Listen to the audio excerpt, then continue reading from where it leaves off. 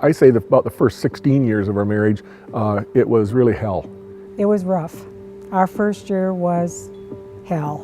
And it was really because I wasn't around. My workaholism and then alcoholism started to come into play.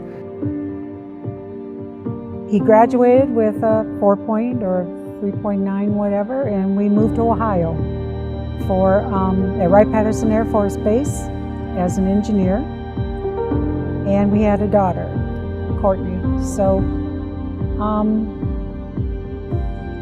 I stayed home and watched her, and he worked all the time. But the reality was I didn't have any relationship with my daughters because I was at work all the time.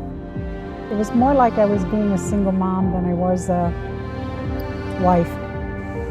And it got to the point where our daughters would ask if Dad coming home for dinner will set a place for him. And I'd say, well, I'm not sure. And then it got to the point that they didn't ask anymore. They just didn't put a plate out for him.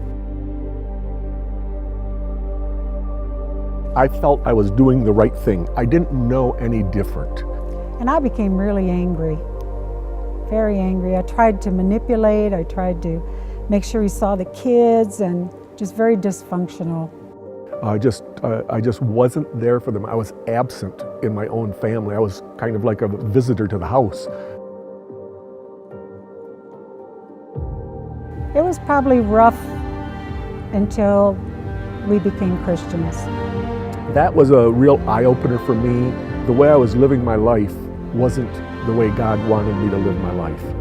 The way I was living my life was for me, and the whole idea of what I thought I was support of the family and really providing for the family was really just a facade that allowed me to keep doing what I was doing.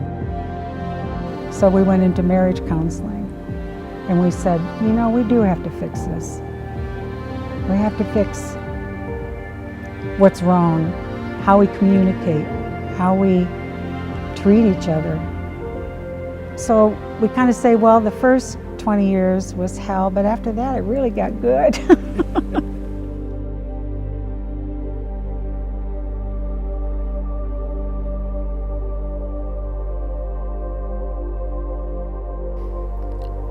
Cancer was a real shocker for us and for our marriage.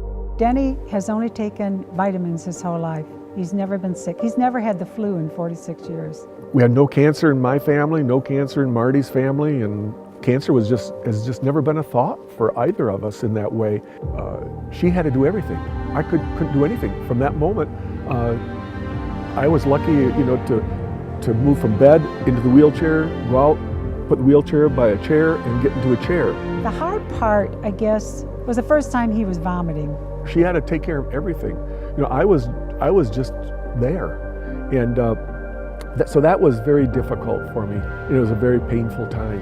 And all of a sudden, he's throwing up in the bedroom, and I panic, and I go in the kitchen, and I go, I can't do this, God. Now I'm going to tell you this right now. You've crossed the line, okay? Because you expect too much of me. I can't do this. I just can't do this. And then all of a sudden I took this.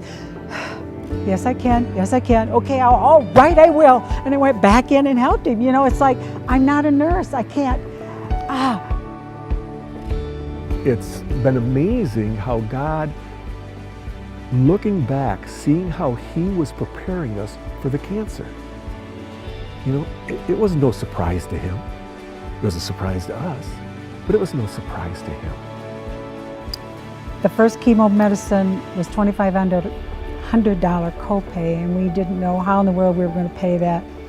And all of a sudden a foundation called us one day, and they were asking Denny some questions, and then they said, well, we have somebody who will cover that for you for a year.